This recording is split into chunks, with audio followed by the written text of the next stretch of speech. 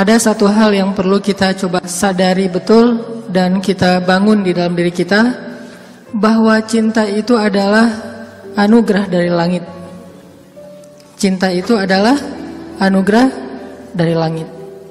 Bahwa cinta itu adalah pemberian dari Allah Subhanahu wa taala. Dan gak mungkin Allah memberikan rasa cinta yang membuat seorang hamba bertambah dosa, itu gak mungkin. Yang menambah dosa, yang menambah kejauhan kita dari Allah Subhanahu wa taala pasti bukan cinta. Jadi kalau ada rasa yang buat kita gak khusyuk dalam sholat, pasti bukan cinta. Kalau ada rasa yang bikin kita jadi sakit hati, pasti bukan cinta. Kalau ada rasa yang kemudian bikin kita malah melakukan perbuatan-perbuatan yang Allah gak suka, pasti bukan cinta. Itu disebut dengan wasawisus syaitan, yang ada di dalam hawa nafsu manusia. Sedangkan cinta semuanya berasal dari Allah Subhanahu wa taala. Dan cinta yang Allah titipkan kepada kita di antara hamba-hamba Allah di muka bumi, di langit dan seterusnya, itu cuma satu bagian dari 100 bagian cinta yang Allah simpan di dalam surga. Jadi satu bagian itulah yang kemudian kita lihat dari seorang ibu kepada anak, dari seorang ayah kepada putranya, dari seorang anak kepada orang tuanya, dari seorang pasangan kepada pasangannya, suami istri, istri kepada. Satu bagian yang kemudian dibagi di antara hamba-hamba Allah yang sangat banyak, miliaran bahkan tidak terhitung. Cuman satu bagian. Satu bagian itu kita udah bisa ngelihat pengorbanan seorang suami yang luar biasa. Kayak misalnya teman-teman yang nge-follow Rumah Teduh Sabadiin, ada seorang anak ngerawat ibunya di detik-detik terakhir sebelum ibunya wafat. Dia bacain Yasin, dibacain Al-Quran, dia pijat-pijat ibunya, dia belai ibunya, dia penuhi semua hak ibunya. Dan ini adalah gambaran hanya partikel kecil dari satu bagian cinta yang Allah turunkan ke muka bumi. Ini hal yang perlu kita sadari dulu teman-teman, bahwa cinta itu asalnya dari langit. Kalau kita butuh cinta dari siapapun, cinta dari orang soleh, cinta dari ulama, cinta dari orang tua, cinta dari pasangan, cinta dari calon pasangan, cinta dari mantan yang pengen balikan, cinta dari mana aja lah. Carinya tuh bukan di bumi, carinya di langit. Makin rendah sujud kita, makin kita menggetarkan arasy di langit. Tapi kalau kita cari cinta dengan cara sering-sering posting, itu juga diedit semalaman, kita nggak bakalan dapat cinta. Kita dapatnya apa? Was-wasah, bukan cinta. Terus nggak boleh posting Ustaz? Boleh, dan saya juga sering posting, cuman bukan gitu cara mencari cinta. Apalagi diedit habis-habisan, pakai apa aplikasi berganti-ganti. Ini kurang apa, bright lah, apa kurang charming. Akhirnya diedit. Justru yang muncul dari itu adalah kekecewaan. Makanya kalau kita mencari cinta itu adalah dengan sujud, dengan doa, dengan taqarrub kepada Allah Subhanahu wa taala, mendekatkan diri pada Allah. Sehingga kalau kita udah dan cinta dari Allah Subhanahu wa taala, maka Allah akan mendatangkan sekian banyak orang untuk mencintai kita. Ada yang dengan status pasangan, ada yang dengan status orang tua, ada yang dengan status teman, ada yang dengan status apapun, bahkan kadang nggak dikenal, tapi dia mencintai kita karena Allah Subhanahu wa taala. Dan itulah cinta yang berlimpah. Kebayang nggak di antara banyak makhluk, kira-kira gimana yang 99 bagian yang Allah simpan di dalam surga, dan itu diberikan hanya kepada segelintir hamba Allah yang masuk ke dalam surga doang. Kan banyak yang nggak dibangkitkan ya, hewan, tumbuhan, mereka tidak dibangkitkan kecuali beberapa jenis hewan dan tumbuhan yang disebutkan di Al-Quran.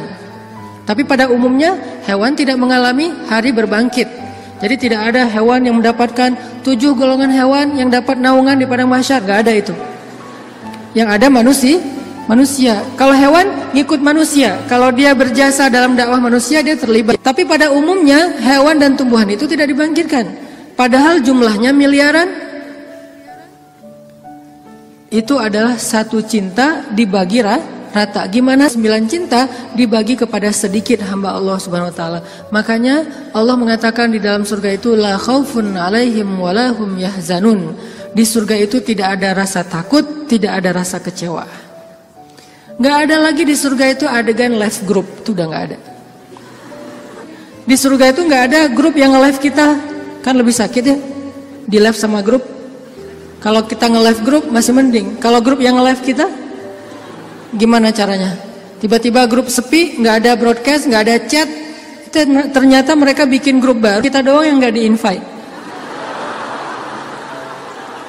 Itu di akhirat udah nggak ada di surga live group, di live sama grup. Di surga itu udah nggak ada bulian.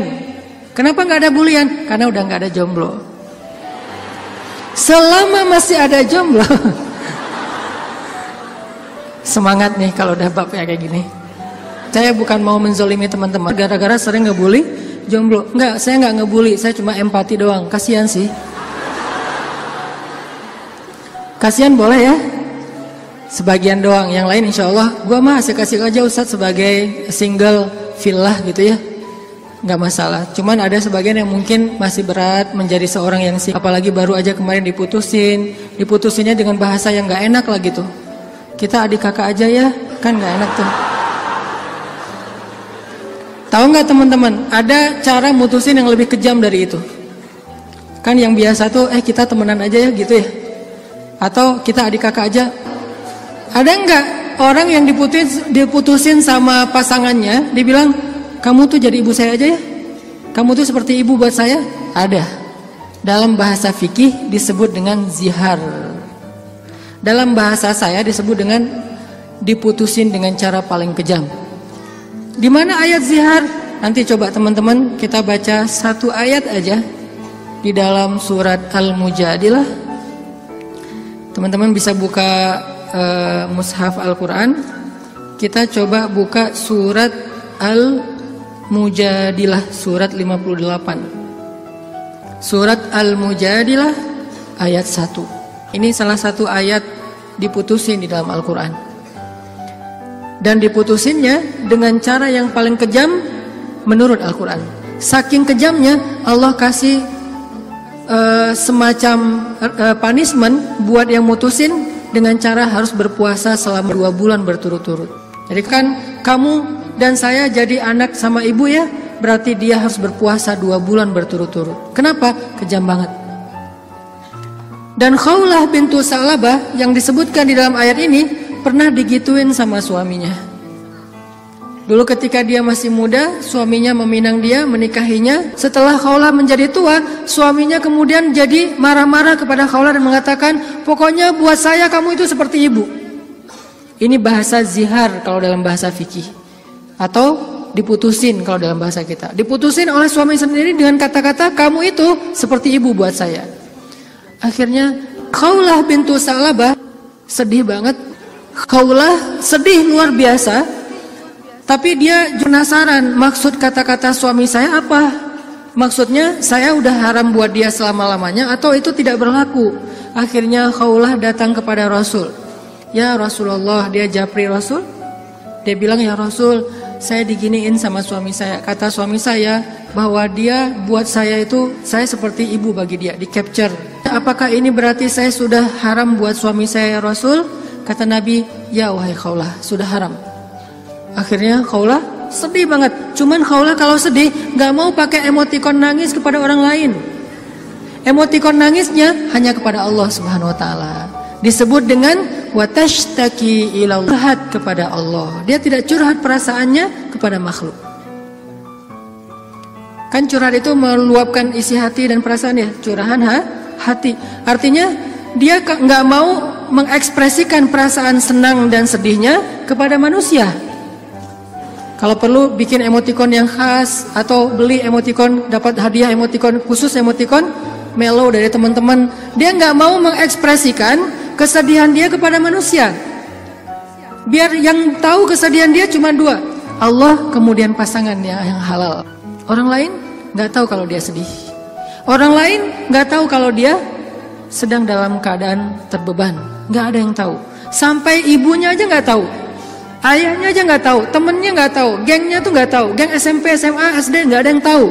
Sehingga satu-satunya yang tahu perasaan Khawlah yang luar biasa terpukul, terlukanya luar biasa, cuman Allah Subhanahu Wa Taala. Wa tashtaki ilallah, kemudian dia curhat kepada Allah. Itu cara yang paling baik dalam menemukan cinta. Ketika cinta itu mulai flat, ketika cinta itu mulai nggak ada rasanya, maka menumbuhkan kembali cinta itu dengan cara watashtaki ilallah. Gini caranya. Bukan gini. Tapi hal yang paling baik untuk dia lakukan kalau dia pengen merefresh cintanya, menambah rasa cinta, dan itu nggak hanya berlaku untuk pasangan, berlaku juga untuk teman, cinta karena Allah, berlaku juga kepada guru, berlaku juga kepada orang tua, berlaku kepada anak. Kalau kita ngerasa cinta kita mulai garing nih, mulai rasanya tuh hambar, maka yang kita lakukan watashtaki ilallah, minta kepada Allah Subhanahu wa taala.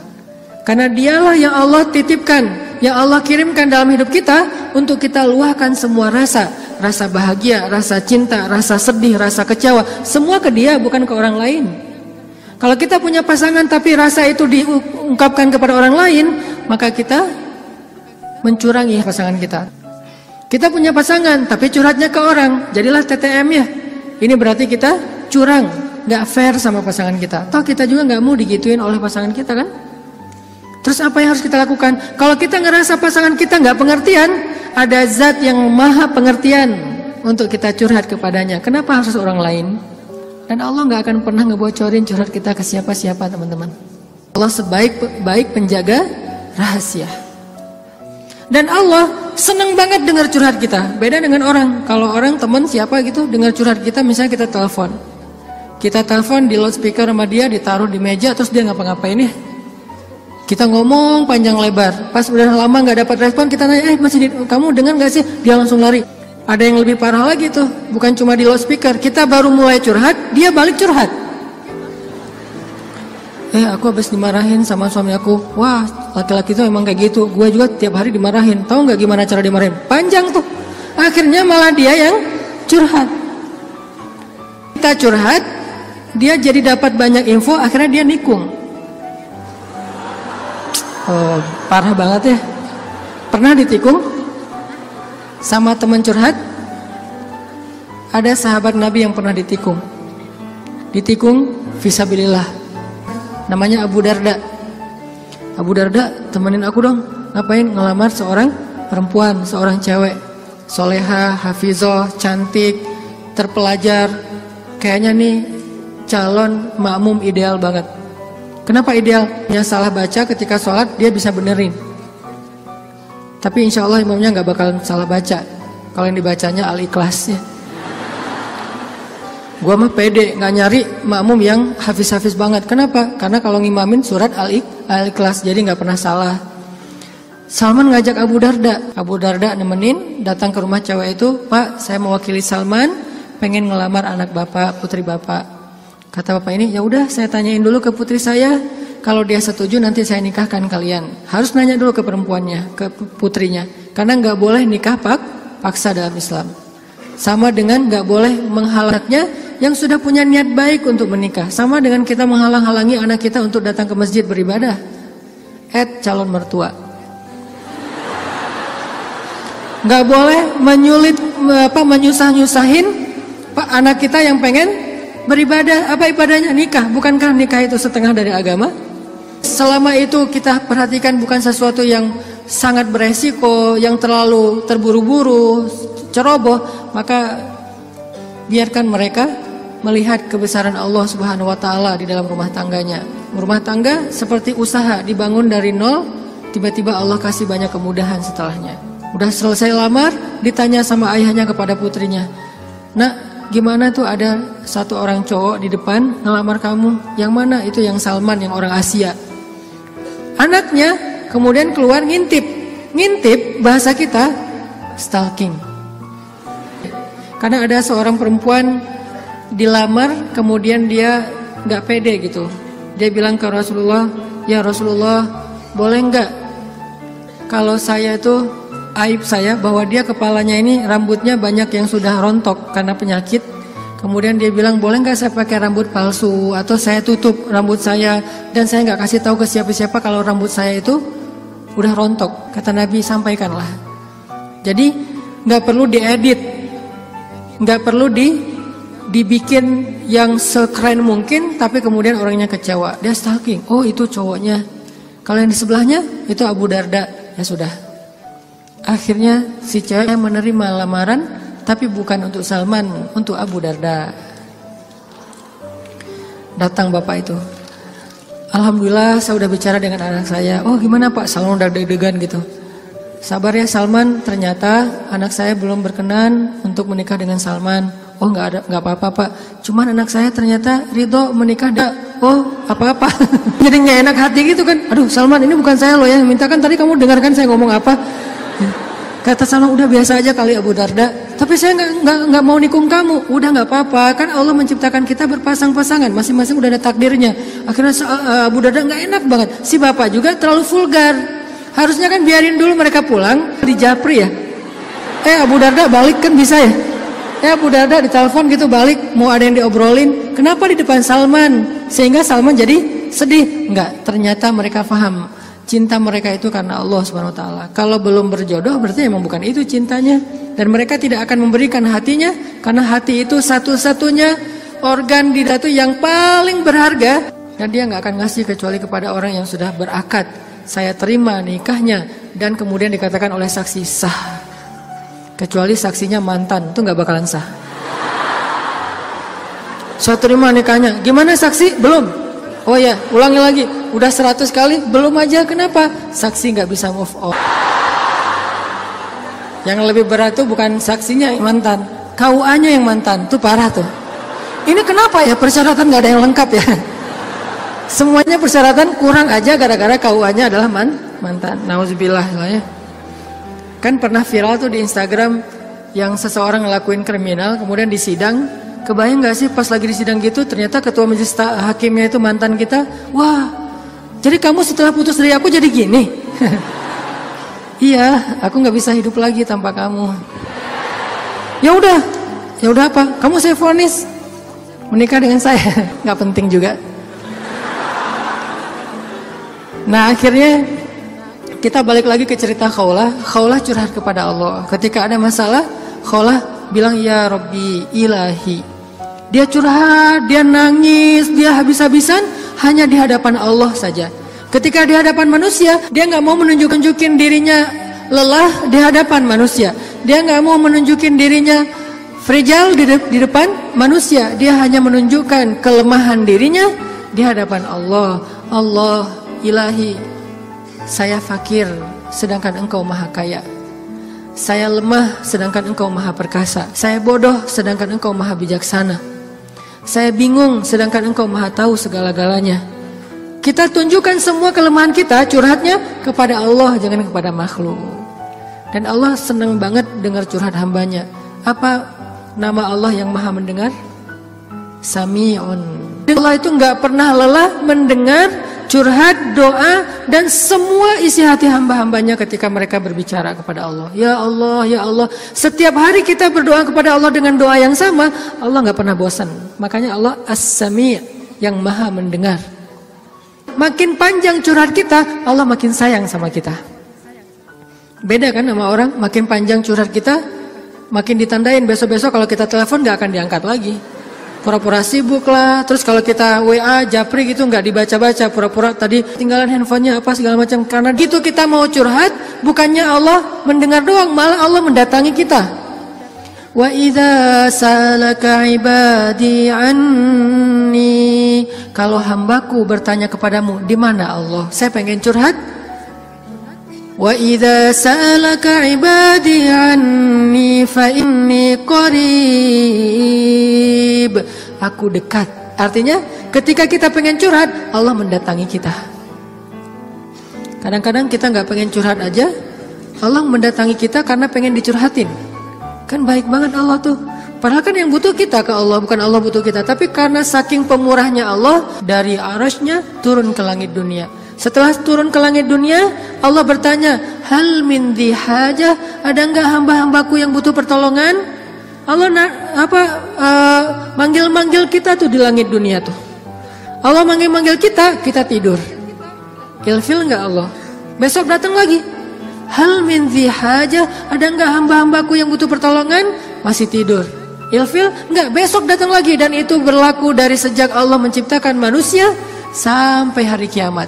Nggak pernah Allah ilfil sama kita. Inilah tempat curhat yang paling baik. Hanya ada dua, satu kepada Allah, kedua kepada pasangan. Kalau tidak ada pasangan, bolehlah sesekali kepada orang tua. Tapi kadang-kadang harus dibatasi juga. Karena ada hal-hal yang kalau kita sampaikan kepada orang tua, pasangan kita nggak ridho. Ketika kita ngomongin ke ibu kita, mungkin pasangan kita menjadi malu karenanya. Masalah nafkah mungkin. Kan itu harga diri suami banget ya. Kalau seorang istri kemudian curhat ke ibunya, ya AA ngasihnya kurang terus setiap bulan, kan dia jadi malu nih. Ada hal-hal yang suaminya akan malu dan gak rela. Terus kepada siapa yang insya Allah suami kita gak malu? Kepada Allah. Ya Allah, suami saya ngasih nafkah kurang terus udah berapa bulan. Saya sih berharap gak usah banyak-banyak ya Allah, 30 juta aja sebulan. Ini masih kurang 29 juta, kurang sejuta curhat ya. Karena suami kita juga curhatnya ke Allah. Ya Allah, saya pengen nambahin nafkah buat istri saya. Ya Allah, ya Allah, ya Allah. Dua-duanya curhat nih. Kalau perlu curhatnya sambil pegangan tangan, kan seru tuh. Coba kalau masih sendiri, pegangan tangan siapa? Gini-gini. Mana ya tangan? Kalau sholat tahajud berdua sama sendiri. Kalau sendiri, yang banguninnya alarm. Nggak enak banget tuh. Ring, apa sih berisik? Tapi kalau udah berpasangan, yang banguninnya suara lembut. Kang, bangun. Akhirnya makin tidur. Ini tapi bukan fikih ya. Ini iseng-isengan saya doang nanya ke istri saya. Yang. Kalau kita sholat tuh boleh gak sih gandengan? Istri saya nanya, gandengan gimana? Jadi kita tengah malam tuh nanya kayak gituan. Gandengan gimana? Gini, jadi kita takbir terus. Boleh gak sih kayak gitu? Nanya ya. Tapi kalau deketan boleh kan? Boleh. Ya udah deketan lagi dong. Lagi bisa nggak ngomong kayak gitu ke teman kos-kosan? Deket lagi dong. Bahaya. Makanya teman-teman curhat sama Allah SWT. Analogi dan contoh kasusnya mungkin masalah cinta dengan pasangan ya. Tapi moral of the story-nya itu bisa kita pakai dalam apa aja. Karena kita punya masalah bukan cuma dengan pasangan, bukan cuma dengan teman, tapi kita punya masalah dalam pekerjaan, dalam apa aja. Pokoknya mau curhat ke langit. Karena Allah selalu menunggu kita curhat. Yang di seluruh bumi juga makhluk-makhluk Allah selain jin dan manusia, setiap hari berdoa kepada Allah. Masa kita nggak mau berdoa? Kulla yaumin huwa fi sya'n wa la ya'uduhu hifdzuhuma. Curhat sama Allah. Akhirnya Khawlah udah selesai datang ke Nabi. Kalau bahasa kita kayak ngejapri ke Nabi gitu. Nabi bilang, kamu sama suami kamu sudah haram selama-lamanya. Karena zihar itu adalah tradisi Arab Jahiliyah. Kamu buat saya seperti ibu. Itu tradisi Arab Jahiliyah yang gak baik banget. Sangat-sangat tidak adil kepada perempuan.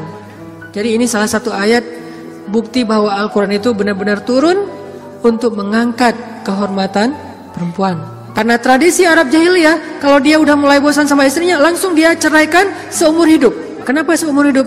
Biar nggak dapat waris, biar nggak ada tanggung jawab apa-apa, nafkah segala macam. Kan curang banget kan? Dinikahi ketika muda, pas udah tua diceraikan tanpa ada harapan warisan dan nafkah lagi selama-lamanya. Ternyata Khawlah nggak berhenti dengan bertanya kepada Nabi doang. Dia minta kepada Allah. Tadinya nggak ada loh fikih zihar di dalam Islam tuh nggak ada. Nggak ada syariat hukum tentang bab zihar di dalam Islam. Baru ada setelah Khawlah curhat. Jadi bisa dibilang beberapa syariat Islam itu muncul hasil dari curhat-curhat para hamba. Apa arti al-mujadilah? Perempuan yang sedang curhat. Ini surat curhat di dalam Al-Quran. Akhirnya turun ayat, Allah sudah mendengar pembicaraan kalian berdua. Allah tahu banget isi japri-japrian kalian. Kemudian Allah mengatakan zihar itu adalah dosa besar. Dan orang yang melakukan zihar tidak berlaku untuk istrinya. Tapi dia wajib menebus dosa itu dengan cara berpuasa 2 bulan berturut-turut. Suami dari Khawlah orang yang sudah sangat tua. Nabi panggil dia ke sini. Akhirnya sahabat nyari-nyari dia, dipanggil ke rumah Nabi. Kemudian Nabi mengatakan, sudah turun ayat tentang masalah kamu dengan Khawlah. Allah nggak redha dengan apa yang kamu lakukan kepada Khawlah. Akhirnya dia dimarahin sama Nabi. Kemudian Nabi mengatakan, ya Rasulullah, saya sadar, saya insaf, saya taubat. Terus gimana menebusnya ya Rasul? Kata Nabi, berpuasalah 2 bulan berturut-turut. Dia bingung. Rasul, saya ini laki-laki yang sudah tua. Jangankan 2 bulan berturut-turut, sehari aja batal. Nggak boleh batal sehari aja, nggak boleh. Kalau batal sehari, nggak bisa besok dilanjutkan, nggak bisa. Langsung mulai dari nol. Ya Rasul, saya puasa sehari aja nggak kuat, gimana 2 bulan? Rasul mengelus dada kemudian mengatakan, ya udah kalau gitu beri makan 60 orang miskin. Ya Rasul, nggak ada orang yang lebih miskin di daerah sini daripada saya. Akhirnya Nabi ngambil beberapa karung korma, dikasih ke dia, ngasih makan ini untuk keluargamu. Ini juga menjadi dalil gimana Islam itu agama yang sangat-sangat toleran. Allah pengen memudahkan kalian, Allah nggak pengen menyusahkan kalian. Semua syariat Islam itu adalah memudahkan kita, nggak ada yang menyusahkan kita. Semua syariat Islam itu gampang, simple, mudah, nggak ada yang susah. Salah satunya adalah menikah, itu mudah banget. Mana Ustadz? Buktinya masih banyak yang masih single. Berarti bukan Allah yang menyusahkan pernikahan, calon mertua tuh. Nah Allah mah memudahkan kan ya. Bayangin pernikahan itu kan simple ya. Akad nikah sederhana kan. Yang cuman saya nikahkan putri saya terima putri bapak dengan mahar sekian dibayar tunai, sah. Akhirnya berubahlah status, berduaan apalagi dan seterusnya apalagi dosa aja isinya. Sekarang berubah. Memandang aja berpahala. Apalagi ya. Memandang aja berpahala, kebayang gak tuh? Memandang pasangan itu sama kayak memandang Ka'bah. Duduk sambil ngeliatin Ka'bah itu pahalanya kayak 2 rakaat sholat loh. Sholat mutlak. Berarti memandang istri yang lagi rempong sama dengan 2 rakaat sholat mutlak. Baru memandang gimana menyentuh, gimana mengecup keningnya, gimana memeluknya, gimana dan gimana. Ibadah sholat mudah banget, nggak bisa berdiri, duduk, nggak bisa duduk, berbaring. Nggak bisa sholat tepat waktu, dijamak. Nggak bisa menjamak, dikosor, dikodok. Kenapa dikodok? Soalnya ketiduran. Yang penting jangan istiqomah. Masa mengkodok istiqomah ya? Jam 9 pagi, sholat apa itu? Kodok subuh. Sekalian dijamak dengan duha. Istiqomah, udah setahun kayak gitu. Nah ini. Kayak misalnya kita pulang malam, belum isya nih. Tadi pas isya, pas lagi di jalan macet-macetan, sampai di rumah capek banget, mandi segala macam, makan, akhirnya ketiduran. Lupa kalau kita belum salat isya, bangun-bangun subuh, oh iya ya semalam saya belum isya. Gak apa-apa, lakukan ketika kita ingat.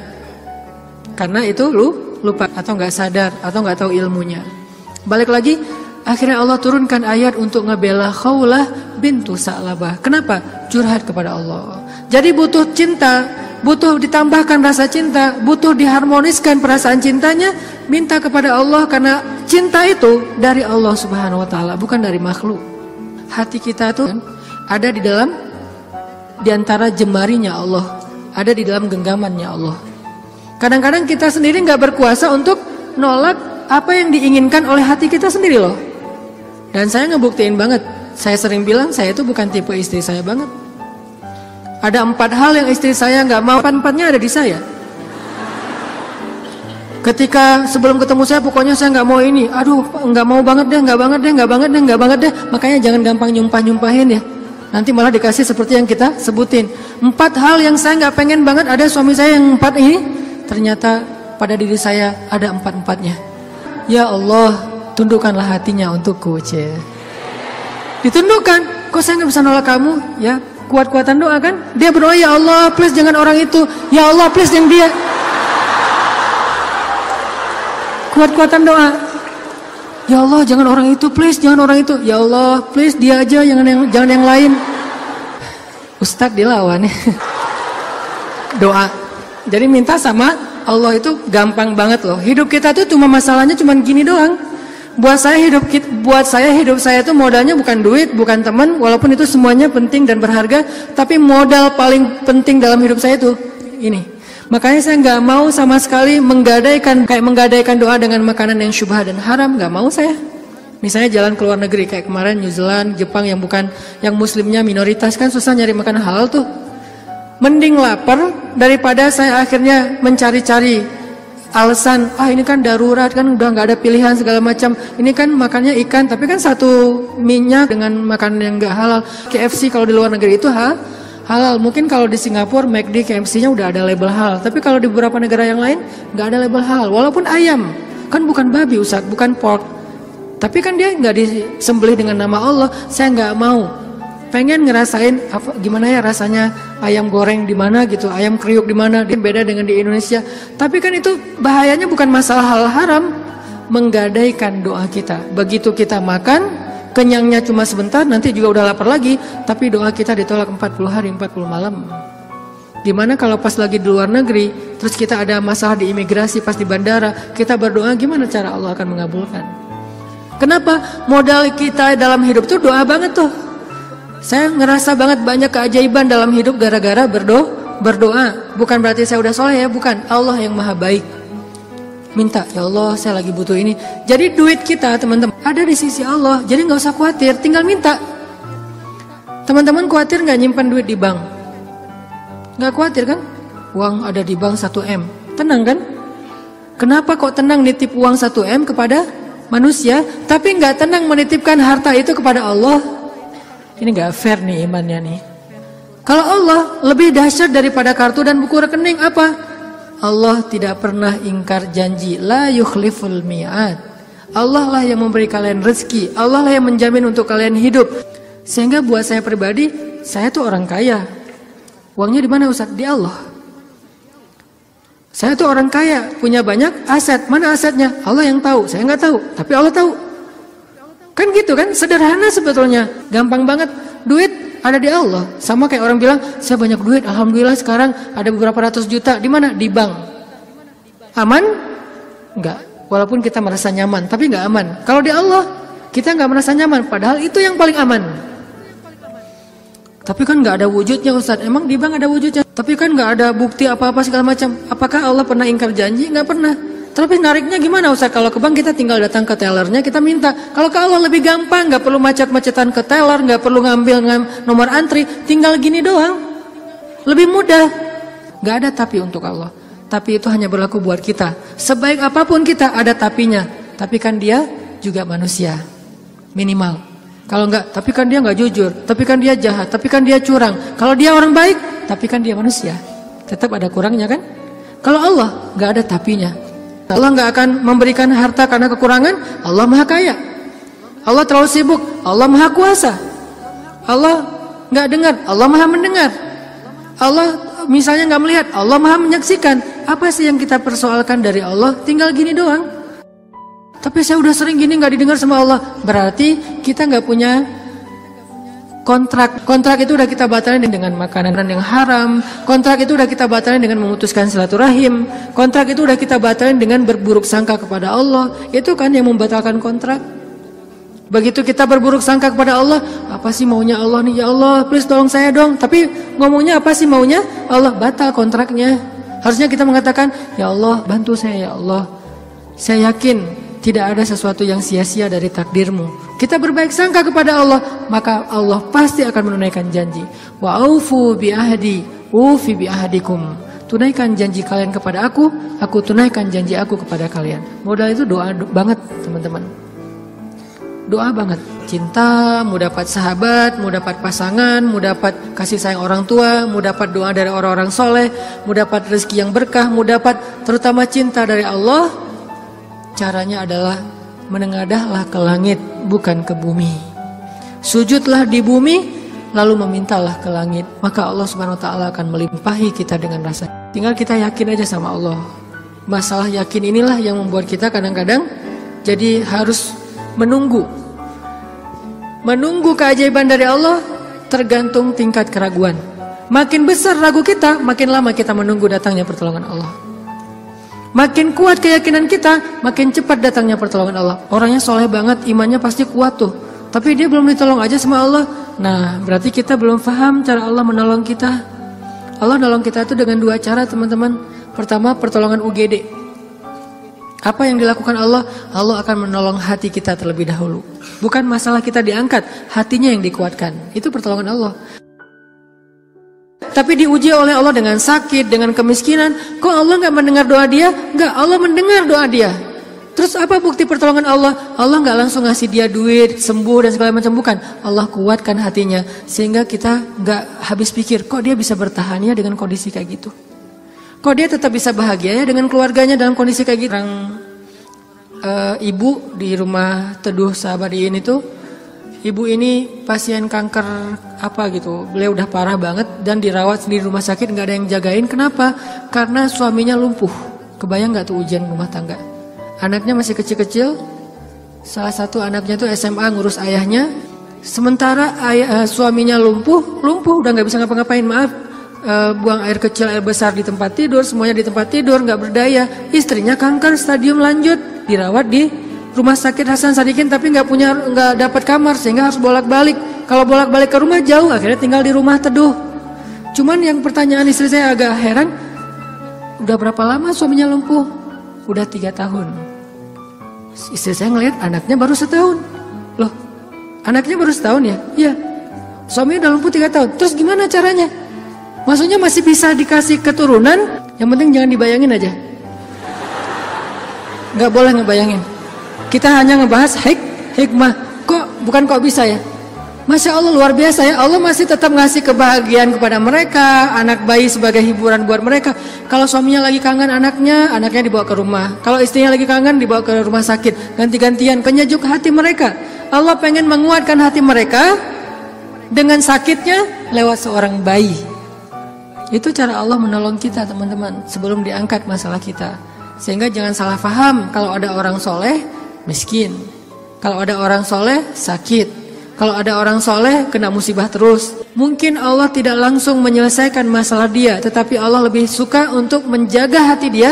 Karena dengan cara kayak gitu Allah akan terus dekat dengan dia. Kadang kalau kita diselesaikan masalahnya oleh Allah, tiba-tiba jadi jauh kan? Ya Allah tolong saya tahajud 1 juz 1 malam. Luar biasa tuh kalau lagi ada masalah. Satu masalah selesai, gak usah tahajud, sholat aja dijamak lagi tuh tadi. Maghrib dijamak dengan isya, zuhur dijamak dengan asar, subuh dijamak dengan duha. Jadi sehari menjamak 3 kali sholat. Kenapa? Udah gak ngerasa butuh sama Allah. Allah tahu itu. Makanya nih kayaknya hambaku nih kalau aku tolong nanti jauh lagi, sementara aku kangen. Kan tetap happy, tetap bahagia. Yang gak bahagia itu orang yang lihat. Yang justru gak tega itu yang ngelihat, yang ngerasain. Biasa-biasa aja. Saya kadang-kadang gak habis pikir dengan beberapa orang teman saya, soleh banget, hidupnya tuh susah banget. Kerjaannya gak jelas, penghasilannya gak seberapa, anaknya banyak, dan sering nunggak gitu di sekolah teh. Tapi saya lihat keluarganya, anak-anaknya senyum-senyum semuanya, pada hafal Al-Quran, suami istri akur, segala macam. Kok mereka bisa bahagia dengan modal hidup yang cuma segitu, sementara ada keluarga lain yang modal hidupnya berlimpah tapi gak bahagia. Karena yang ini ditolong hatinya, yang itu tidak ditolong hatinya. Minta aja sama Allah, apapun masalah kita. Apalagi cuma masalah perasaan hati. Allah bolak-balikan hati sesuka Allah. Gampang banget buat Allah. Kadang-kadang yang saya cerita, ketika kita terbesit dalam hati aja Allah wujudkan kan. Kayak ada seorang ibu di Dumai, cuman terbesit di hati, gak ngomong loh. Tiba-tiba saya kepikiran, pengen ke Dumai Kenapa Ustaz? Gak tahu, pengen aja ke Dumai. Akhirnya kita ngumpulin tuh daftar yang ngundang di seluruh Indonesia, terus kita yang nentuin mau kemana. Ke Dumai Akhirnya nentuin beli tiket ke Dumai, walaupun sebetulnya jadwalnya tuh rush banget loh. Jadi jadwalnya tuh sangat padat, tapi bela-belain ke Dumai. Kenapa? Allah yang menuntun hati saya, menggerakkan hati saya untuk datang ke Dumai. Begitu saya sampai di Dumai, ternyata Allah men-setting beliau yang menjemput kita di bandara, lalu satu mobil, kata beliau, inilah batin saya sebulan yang lalu. Allah ngasih bukan cuma di sebuah taklim, satu mobil bisa curhat masalahnya. Bukan saya soleh, bukan, dianya yang solehah. Allah yang maha baik. Dan kita bisa banget. Jadi kalau orang bisa datang ke kita lewat doa, berarti jodoh juga bisa datang ke kita lewat doa. Tinggal kuat-kuatin aja doanya kayak tadi.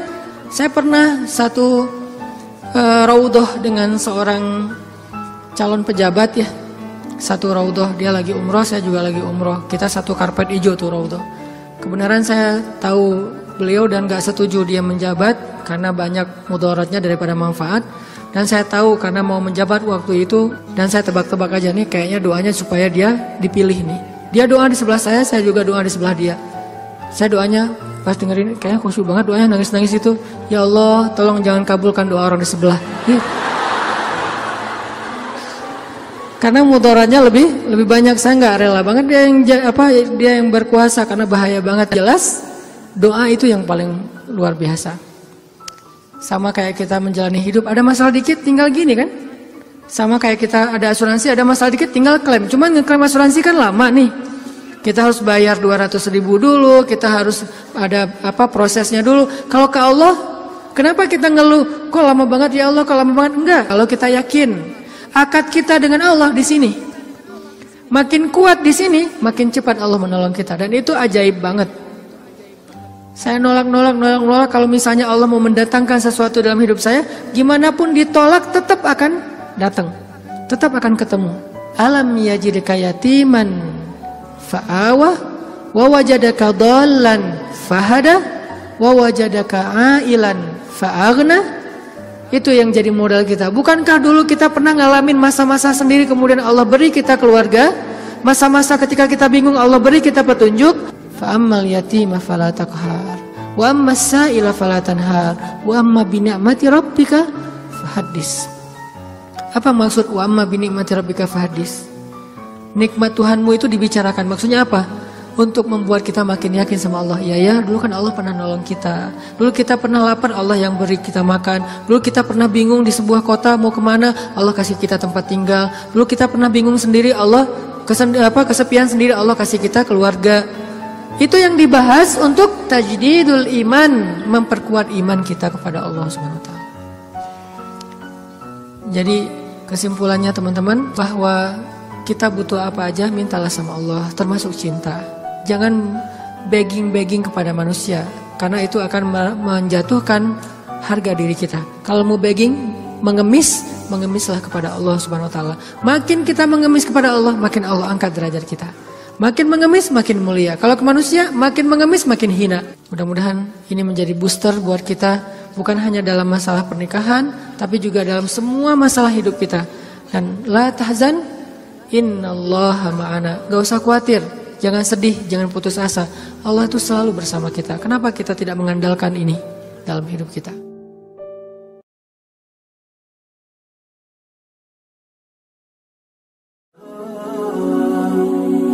Oh